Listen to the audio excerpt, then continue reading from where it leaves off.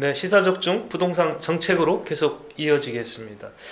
지난주에 강 박사님 저희가 문 대통령에 대한 그 긍정 부정 평가 보도하면서 15주 만에 처음으로 50% 밑으로 떨어졌다고 했습니다. 근데 그 배경에 뭐가 있을까 이제 분석을 해봤더니 이제 부동산 정책이었다고 그러거든요. 근데 건교부 장관은 작동이 잘 되고 있대요, 부동산 정책이. 지금 또 언론에 대해서 좀 이렇게 비난을 했습니다. 지금까지 정책을 한 3번 정도 발표했는데 언론이 20몇 번 발표했다고 만들었다는 거예요. 여하튼 그 만든 정책이 잘 작동이 된다고 하는데 왜 이렇게 난리죠? 민심들이. 현장에서 진짜 들어보시니까 어떠세요? 참 현장을 다 본 건 아니고요. 그것도 다 알겠어요. 근데 주변 애들은 하여간에 1차적으로는 제 가까운 후배들 중에는 이번에 하도 집값이 오르고 이제 마침 이제 전세를 이렇게 이제 갈아타야 되는 시점도 오고 그래서 한번 사보려고 준비하다가 갑자기 이제 투기 과열지구로 지정되면서 이제 대출이 막혀서 집을 못 사고 붕 떠 있는 상태. 그러고 나서 전세를 알아보려고 했더니 전세값은 또 오르고 있는 상태. 그렇죠. 그러니까 이도 저도 못하면서 이제 뭐 좀 당황해하는 거죠.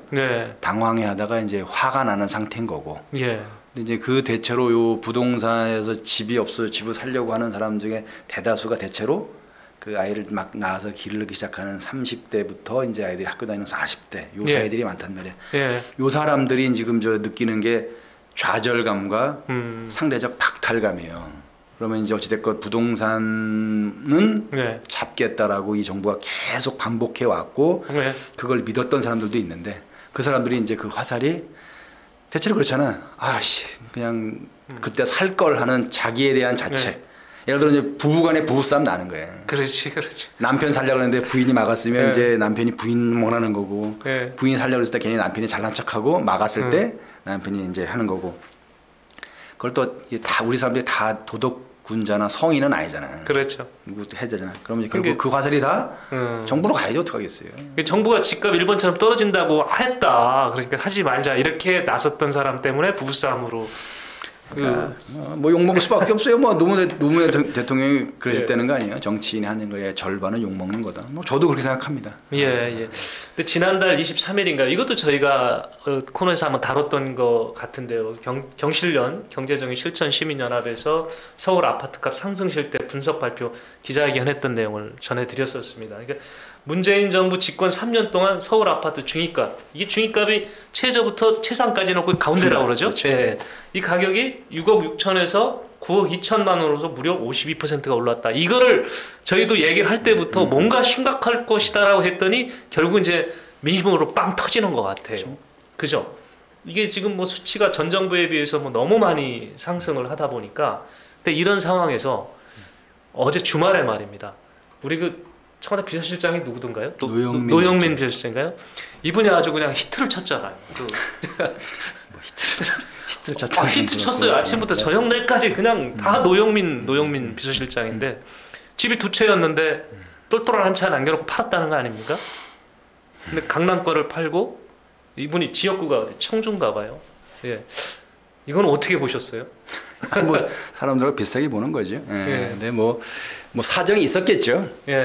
그리고 뭐 대한민국의 청와대 비서실장께서 그랬는데 뭐 사정이 있었겠지만 국민들한테 좀 잘못된 시그널을 보냈고 지금 이제 바닥에 지금 기름이 많이 깔려 있는데 거기에 불쏘시개 하나 또 던지셨죠. 제가 보기에는 이 뭐 부동산 정책은 어려워요. 집값 오르는 거는 화가 나. 근데 뭐 정책이 잘 됐네 잘못됐는지는 논쟁의 여지가 있고 논쟁하다 보면 잘못한 거 하나도 없다로 결론 날 수도 있어요. 그래서 김현미 장관이 작동하고 있다라고 하는 표현이 이렇게 뭐 틀렸다 할 수가 없어. 뭐 실제로 뭐 정책이라는 게 오늘 발표했다고 내일 당장 뭐가 딱 되는 건 아니니까. 그러니까 뭐 몇 년 뒤에 결론이 날 거다 하면 우기면 또 뭐 그런 거보다 하는 건데 이거는 단발성으로 보여줬잖아 다. 야 청와대 대통령 비서실장도 자기를 3번인가 국회의원을 뽑아준 지역구의 집을 버리고 아무 연고도 없는 그 강남 재건축 아파트를 남기더라. 강남 거가 있으면 무조건 살려야 되는 거고 강남에 가야 되는구나라는 신호를 너무 분명해 주셔가지고 사실 옛날 같은 이 정도면 사표내야 되는 사안인데 그렇겠죠. 그럼요. 우리 부동산으로 문제돼서 청와대 참모정에 사표낸 친구도 있잖아요. 에휴, 그 공직자가 신고한 재산이 많다는 이유로도 사표낸 사람들도 있었어요. 그렇죠. 김영삼 정부 시절에는. 근데 실제로 지금 청와대 참모들 중에 고위 관료 중에 집 두 채인 사람이 많다는 거 아닙니까? 뭐 집 두 채 있다고 해서 그게 다 무슨 범죄도 아니고 그건 아니지만 대신 옛날에 우리 조국 장관 때는 했지만은 말이나 하지 말라 그러니까. 뭐 집 가진 거가 범죄는 아니에요. 그 지범 사람들 염장 지르기도 하고 화나긴 하지만 뭐 그랬다고 그 사람 잡아놓으면 이게 우리가 뭐 북한도 아니고 뭐 집 두 채 있다고 우리가 무슨 공무원들 뭐 사표내게 할 수는 없는 건데 말은 하지 말라고 그러면은 아니 그전에 말할 거 뭐 집을 팔든지. 그 전에도 보면 지금 이제 통합당이라고 해야 되나 우리 이제 자유한국당 뭐 이렇게 좀 넘어오면서 보면 그 뭐 소위 얘기하는 우파라는 분들이 재산이 훨씬 많았었는데 그분들 재산이 많아서 그동안 그런 부동산 얘기를 안 하셨던 건가요? 그게 아니고 그 사람들은 이제 좀 미안함은 있었어요. 아, 내가 돈이 좀 많구나. 돈 자랑하면 안 되겠구나. 물론 돈 자랑은 누가 용인된 건 아니죠. 그러니까 이거는 내가 누리는 특혜나 특권에 대해서 그걸 버리지도 않지만 그걸 이렇게 내놓고 자랑도 안 했어요. 그냥 쉬쉬했어요. 그래서 드러나면 좀 부끄러워했다고. 근데 이 사람들은 이렇게 부끄럽질 않아. 내가 죄졌어? 내가 법대로 해. 이렇게 된다니까. 아 그래서 그랬네요. 어제 민주당이 자체적으로 조사를 해서 집 두 채인 그 의원들을 발표를 했는데 숫자가 통합당보다는 앞서더라고요. 근데 이분들이 빨리 정리해라 이런 얘기는 강요를 안 하겠다라고 한 것 같은데. 아니, 본인 사유재산인데. 사유재산이니까. 우리 김정은 국무위원장께서 지시하시면 몰라도 뭐 이게 비서실장 지시야 먹히겠어요. 근데 이게 우리 웃으면 안 되는 얘기야 사실. 웃으면 안 되는 얘기야. 안 되는 얘기고 이게 정말 내 얘기는 뭐 그냥 그렇게 넘어가자는 얘기가 아니고 사실은 그 우리가 달성할 수 없는 것도 있어요. 예를 들어서 그 이런 저도 했던 것 같은데 정의가 강물처럼 흐르는 세상을 만들겠다. 사자와 아이가 뛰어놀고 사막에 물이 넘쳐 흐르겠다. 이거는 누가 토를 달겠어. 그가 잘못됐던 얘기는 아무도 하지 않아. 그렇죠. 근데 그거를 정책으로 만들어서 현실화시키는 거는 굉장히 어려운 일이고 대부분은 안 돼요. 안 되는 거 알면서 된다고 우기는 사람은 거짓말쟁이거나 나쁜 사람들이야. 그걸 묻는 거지 그거를. 이거는 된다 이건 안 된다를 좀 구별해 주거나 그래도 아주 가능성이 작지만 되는 쪽으로 가야 되는데 부동산 문제에 대해서 집 없는 서름을 줄이겠다고 했으면은 그 사람들한테 돈이 없어서 살 수 있는 집을 마련해 주든지. 그것도 논쟁이 있지만 예를 들어서 뭐 임대주택의 다양한 형태의 임대주택을 만들거나 아니면 공급을 늘리거나 아니면 더 나쁘게 말하면 정말 그 아주 급진 좌파적으로 하면은 내가 만약에 급진 좌파라면은 나는 강남에는 용적률을 한 다 2000%씩 만들어주고 싶어요. 그래서 거기는 모든 아파트를 다 빽빽하게 50층쯤 다 지어주는 거야. 그러면 막 거기는 아침부터 밤 늦게까지 길이 다 막혀. 강남 아파트는 다 있는데 빽빽하게 지어놓으니까 안에 공간도 없어, 공원도 없고 차도 막히고 그냥 맨날 차 때문에 아니면 빵빵거리고 누가 강남에 살겠어요. 비둘기집 친 거네. 그럼요. 비둘기죠. 지금 강남처럼 용적률도 제약해서 쾌적한 환경 만들어주고 진입장벽도 만들어 사람 못 들어오게 해주고 쾌적하고 좋고 희소성 있게 만들어주니까 이게 더 비싸지는 거예요. 그러면은 둘 중에 하나야. 그 똑같진 않지만 그 비슷한 수준의 삶의 여건이 되는 주거 공간을 도시를 만들어 주거나 정말 여기를 망가뜨리고 싶으면 강남을 망가뜨려야지. 강남 3구는 정말 용적률 1000% 2000%씩 해가지고 현재 아마 3구에 합치면 한 150만쯤 살 거야. 거기에만 한 300만쯤 살게 해줘봐. 다 도망 나와. 그러겠죠. 영국의 저 이스트엔드나 저 뉴욕의 웨스트 사이드처럼 빈민가가 될 거라니까 차라리 그렇게 만들라고. 거기는 그대로 아주 살기 좋게 만들어 놓고서 이 폐쇄된 공간, 그걸 이제 게이티드 그 빌리지 이런 식으로 우리가 보면은 저 못 사는 나라 가면 이제 못 사는 나라 표현 안 된다. 어디 저 제3세 뭐라고 해야 돼? 자, 콜롬비아나 뭐 베네수엘라나 필리핀 같은 데 가면 잘 사는 사람 사는 영역이 따로 있어요. 있고, 담이 있고 거기는 국가 공권력이 지켜주지도 않아. 민간 경호 회사에 다 지켜줘. 문이 있어. 그야말로 게이티드야. 거기는 그 허락받지 않거나 거기에 사는 사람이 들어갈 수 없는 그런 공간으로 나눠진다고. 예. 근데 그게 사실은 웃기지도 않게 사회주의 국가인 중국도 그래요. 예, 예. 근데 우리가 그것도 아니고 그것도 아니지만 우리 강남이 거의 그런 식이 되고 있단 말이에요. 담장으로 둘러싸여서 거기에 거주하거나 무슨 허가증을 받지 않은 사람은 들락거리지 못하는, 해가 지면 나와야 되는 그런 공간으로 만든, 거의 신성 불가침 구역처럼 만들어 놓고서 나머지를 풀어야 되냐고. 그래. 그리고는 뭐 어디 갈 데 없는데 집 없다 그러면 어디 저기 저 기차 타고 1시간씩 또 떠나야 되는 굉장히 먼 데다가 만들어 놓으면은 그 사람들이 그걸 어떻게 감당하냐고. 근데 이게 그러니까. 뭐냐면은 이 정책을 수행하는 사람들이 그 대원칙에 동의하지 않는 거야. 얘기했잖아. 정책을 만드는 사람들이 대부분 강남에 살기 때문에 그래요. 네. 그러니까. 예. 그 사람들은 강남과 몰라 아주 정말 악의적으로 얘기를 하면은 강남 같은 데가 생겨서 강남의 희소성이 떨어지거나 강남의 집값이 떨어지는 일을 자기 이성은 택해도 자기 감성이, 자기의 본능이 막을 수도 있어요. 예. 그 생각이라는데요. 지금 주중대 사시던가요? 그분이 그렇다고 모든 사람이 강남에 살 필요는 없다 이런 얘기를 해서 또 한 번 더 살아보시니까 강남이 낙부되는 거 아니에요? 근데 사시더라고. 그분이 사시더라고. 예. 그러니까 그동안도 여러 가지 부동산 정책이 있었고요. 또 뭐 물론 이제 현 정부가 출범할 때 집값만은 잡겠습니다 했는데 정책이 나오면서도 국민들이 이렇게까지 지지율에 반영이 돼서 민심이 출렁거리거나 거리로 지금 나서서 데모하시는 분들도 계신데 이렇게까지는 안 됐었거든요.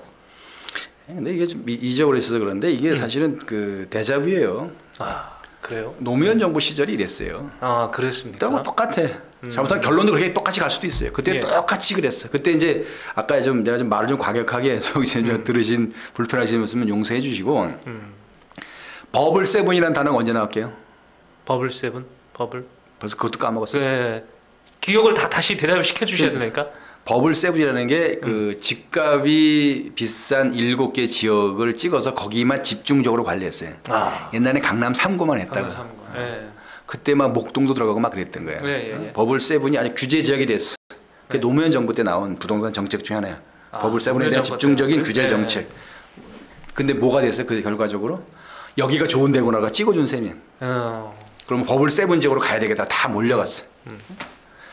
지금 마찬가지로 그러니까 둘 중에 하나라니까요.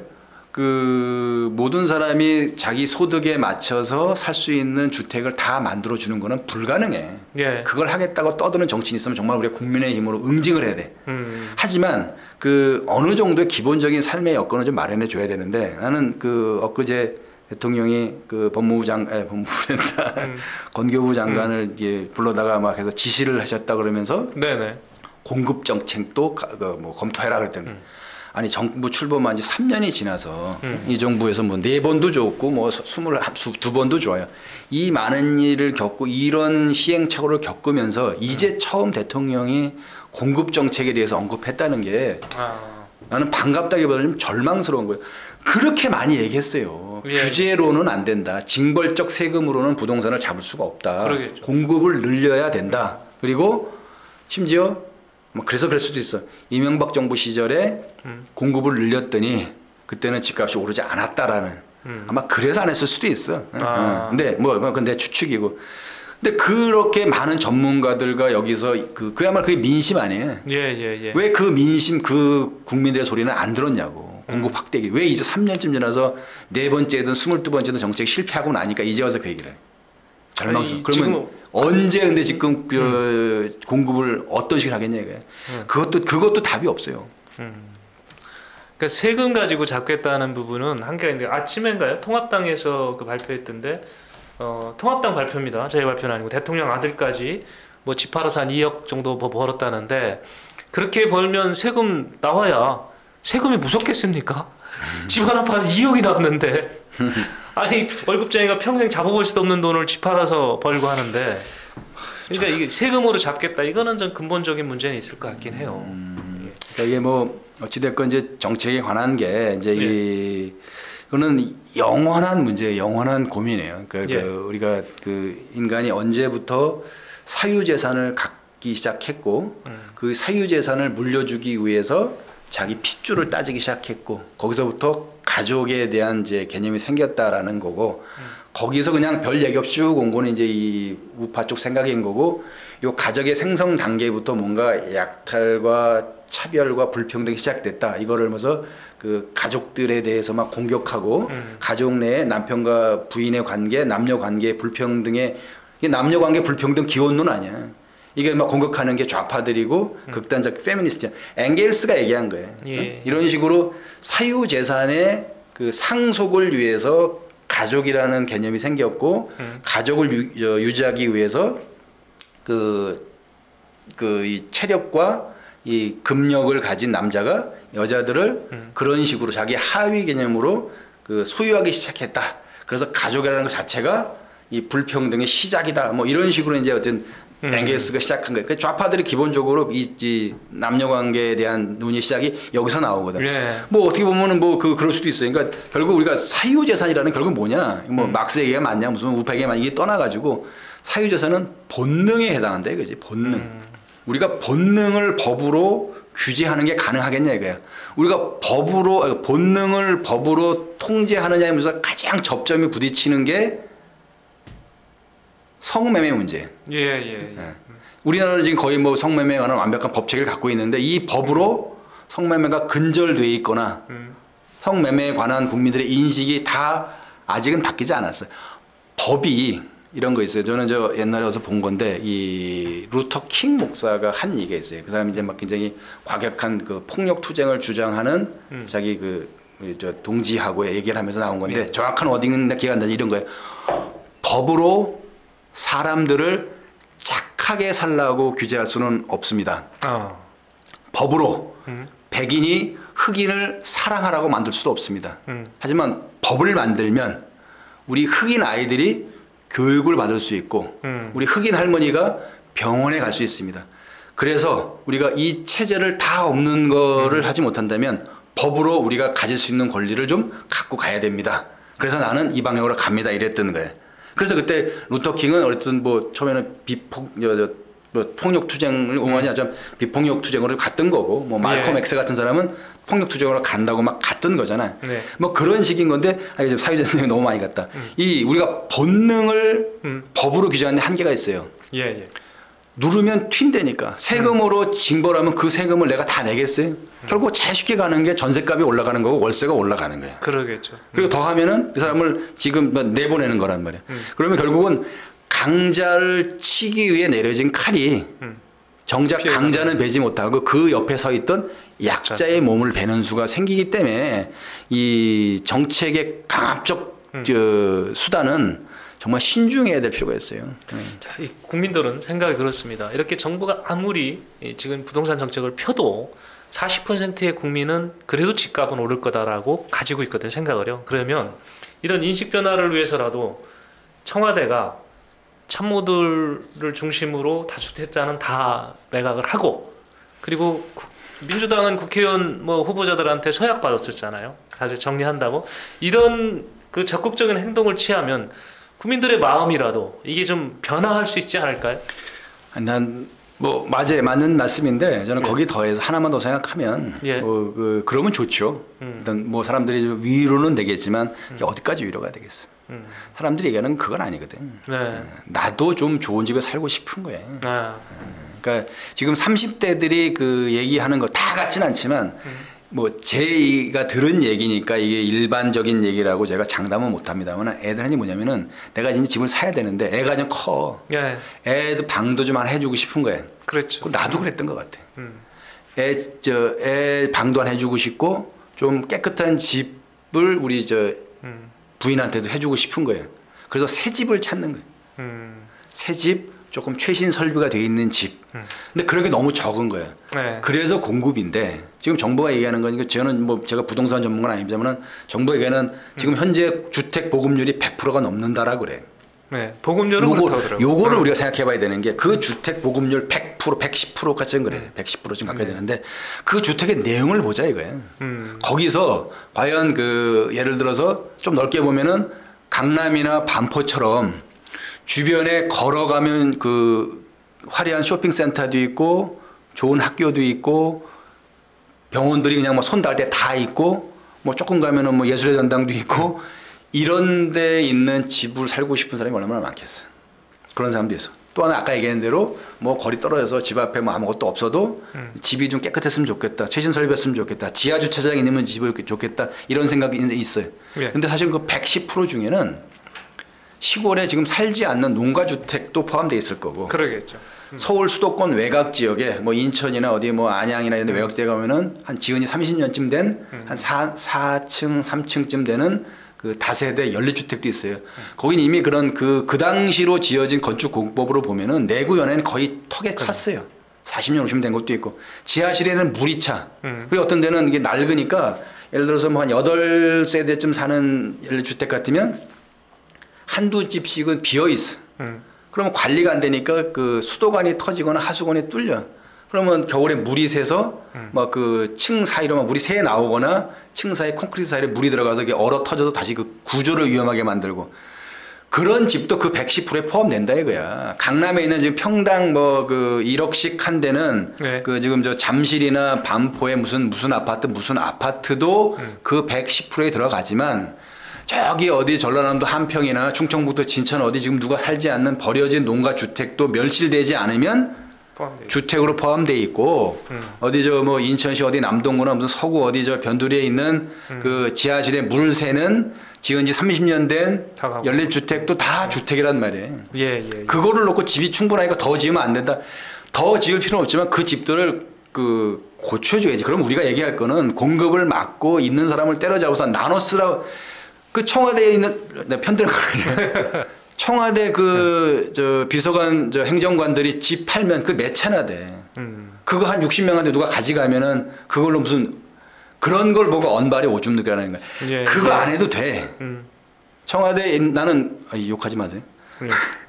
청와대 비서관이 집 2채 가졌다고 그래가지고 예. 그게 무슨 나라 망할 일은 아니야. 예. 대신에 집 2채 가진 사람이면은 이런 국민들의 마음을 헤아려서 안 되면 국민들이 원하는 좀 아이들 방도 주고 그 눈 올 때 저 눈 안 맞고 집에 들어올 수 있게 지하 주차장도 있고 뭐 이렇게 저 모두 최신 설비 있는 그런 아파트를 내 부인에게 좀 줬으면 좋겠다고 바라는 그 젊은 사람들의 마음을 좀 헤아려서 그런 것들이 공급되게 하고 재건축도 물론 거기 사는 그 저소득이 어려운 어르신들 이분들이 쫓겨나는 것도 문제지만 그분들을 그런 식의 환경 속에서 계속 살게 하는 것도 인권 침해라고 나는 생각해. 예. 어느 정도의 재개발 재건축은 나는 좀 적극적으로 검토할 필요가 있다고 봐요. 그 도시 재생 사업도 해야 되지만 그걸로 해결 안 되는 지역도 있을 수 있거든. 그러니까.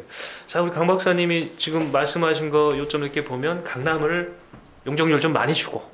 그건 아니야. 그건 내가 그냥 내 얘기가 아니고는 급진 좌파적 생각이라면 그렇게 갈 수도 있다는 거야. 예. 근데 그 절대 안 한다는 얘기야. 그러니까 이 정부의 부동산 정책도 네. 좌파 쪽은 아닌 거야. 그렇구만. 재건축, 재개발도 좀 잘 할 수 있도록 조금 지원 좀 하고 그러니까 공급을 좀 많이 늘리는 쪽에 얘기를 하시는 거잖아요. 공급을 늘린다는 게 국민들 각자가 자기 여건에 맞게 네. 자기가 바라는 수준의 네네. 주거 환경을 좀 갖게 해주는 건데 현재 수치에 나온 것처럼 주택 보급률이 충분하니까 더 이상 공급이 필요 없다라든지 현재 있는 사람들이 쫓겨날 가능성이 있으니까 재개발 재건축은 무조건 안 된다고 잡아둘 일이 아니라 이거지. 예. 자, 이런 상황에서 뭐 특정 정치인을 저희가 뭐 부각시킬 일은 아닌데 하여튼 그래도 한번 들어볼 얘기인 것 같아요. 원희룡 제주도지사의 그 뼈 있는 지적이 저는 와닿았었습니다. 그러니까 이분이 서울에서 정치 생활을 했고 제주도지사 가면서 서울집 정리하고 제주도에 집 하나 샀고 부인이 의사인가 봐요. 의사입니다. 예. 그러면 보통 이렇게 지난번 말씀하셨잖아요. 그 뭐 서울연고대 출신의 고위공직자들의 얼마가 강남에 집 갖고 있고 이분은 강남에 집이 없나 봐요. 네. 목동에 있었겠죠. 목동집을 팔았다는 것 같더라고요. 그래서 이분이 이제 물론 이제 어떤 잠룡 중에 하나다 보니까 이렇게 부각을 하고 싶은 얘기도 있었겠지만 그래도 어떤 정치인의 표변 집에 관한 부분은 좀 이 정도 상황을 갖고 가는 게 좀 떳떳하지 않을까 어떻게 보셨어요 이분 말씀에 대해서? 그러니까 그게 이제 각자의 선택이라는 거고, 예. 공인 신분, 네. 공적 의무를 다한다고 하면은 본인이 한 얘기에 대해서는 책임을 져야 되는 거예요. 네. 나는 얘기 안 했으니까 집을 몇 채 갖고 있어도 된다라는 거는 말이 안 되는 거고, 대체로 집 없는 서민들의 고통을 내가 이해하겠다, 그들을 위해서 내가 정치를 하겠다 얘기하는 사람들 같으면 자기가 살지도 않으면서 비싼 집 몇 채씩 갖고 있는 거는 말이 안 맞, 이율 배반적인 거고 위선적인 거예요. 예. 그거 얘기를 하는 거라고. 집을 갖고 있는 것 자체가 잘못됐다는 게 아니라 자기는 기본적으로 대한민국 정치하는 사람 중에 나는 집 없는 서름의 고통을 내가 잘 안다. 그들의 눈물을 내가 씻어주겠다. 부동산 정책은 내가 반드시 성공시키겠다. 그들 편에서 내가 서겠다. 예. 그래 놓고 자기는 강남에 집이 있고 그것도 몇 채가 있고 그리고 뭐 이게 뭐 부동산으로 돈을 벌고 이러는 거는 앞뒤가 안 맞아도 너무 안 맞는 거고 그건 위선자란 얘기지. 예. 그러지 말라는 거예요. 그러지 말라. 그러면은 그렇게도 하면서 더 나가서는 나는 깨끗하게 살았다로는 안 돼. 우리가 정치인들한테 원하는 건 유능한 사람을 원하는 거예요. 예. 착한다면은 무능하지만 착한 사람을 쓸 거냐? 착하진 않지만 유능한 사람을 쓸 거냐에 대한 고민을 해야 되는 거예요. 예. 내가 말하는 건 그들을 용서하라는 얘기가 아니라 그런 둘 중에 택하란다면 좀 적어도 어느 점에서는 좀 유능한 사람이 필요한 거지. 착하기만 해서 무능해서 가족을 굶기는 아버지가 되겠냐? 어떤 식이든 그렇다고 뭐 도둑질하고 강도질하라는 얘기는 아니야. 어떤 식이든 해가지고 와서 가족을 책임지는 아버지가 자기 역할을 다 하는 거냐에 대한 논쟁과 같은 거예요. 자, 인간성은 더러운데 욕도 잘해. 근데 실력 있는 의사한테 병을 치료하라고 맡기겠어요? 아니면 너무 착하고 순한데 실력은 믿을 수 없는 사람한테 맡기고 싶겠어요? 실력 있는 사람한테 가야죠. 욕먹어도. 예. 내가 이 정말 이 싸가지 없고 말 함부로 하는 의사를 내 친구로 둘지 말지는 고민할 수가 있겠지만 예. 내가 아파서 병을 치료해야 되고 이 치료하지 내가 죽을 상황이 되면은 인간성 더러워도 실력 있는 사람한테 가게 돼 있는 거죠. 예. 그런 선택이 필요한 거고 그런 선택을 하라고 우리가 권한을 주는 거예요. 대통령 누구든. 그래서 그러한 권한을 잘 쓰라는 거. 그래 그 사람이 그래서 이 사람을 쓰거나 이 사람을 쓰는 거 중에 이 사람을 쓰는 거에 대해서 우리가 민주적 정당성이라고 말하는 거는 우리가 볼 때 야 이 사람은 정말 뭐 자격도 안 되고 도덕적으로 문제가 있고 그런데 야 이 사람 왜 써? 적어도 이 시점에서는 이 사람이 이 문제 해결을 적임자라고 내가 봤다라고 대통령이 얘기를 하면 그 대통령 인사권에 대해서는 아무도 얘기하지 않아. 예, 예. 자, 유능한 정치인 되는 방법 알려드리겠습니다. 그 지역구에 있는 집 한 채 놔두시고 나머지 팔으세요. 국민들 마음을 제대로 알아주는 그런 길이 될 겁니다. 부동산 정책이 하여튼 우리 국민들 마음을 제대로 지금 쫓아가지 못하고 있는 것 같고요. 그것이 지금 청와대나 이 여당의 지지율을 좀 흔들어 놓는 건 맞는 것 같습니다. 아까 말씀드렸지만 노무현 정부 때도 사실은 그게 예. 굉장히 컸어요. 아 그래서 이 정권이 출범할 때 집값 잡겠다 했겠구만요. 사실은 우리 문재인 대통령은 뭐 이게 전해 들은 얘기로는 대북 문제하고 예. 노동 문제에만 사실은 굉장히 관심이 많았다는 거예요. 근데 부동산에 대해서 본인이 직접 챙기신다는 예. 거 이런 얘기가 막 흘러나오잖아요. 예, 예. 그리고 이제 그 김영미 장관을 직접 불러다가 뭐 지시도 하는 거 보면 그런 것 같아. 그 노무현 정부 실패가 부동산 정책의 실패로부터 시작됐거나 영향을 받았다라는 인식이 있는 거예요. 아, 그렇죠. 네, 하여튼 대통령이 비상을 걸었는데요. 좋은 방안 좀 찾아냈으면 하는 마음 간절합니다. 시사적중, 네, 오늘 순서 모두 마치겠습니다. 고맙습니다.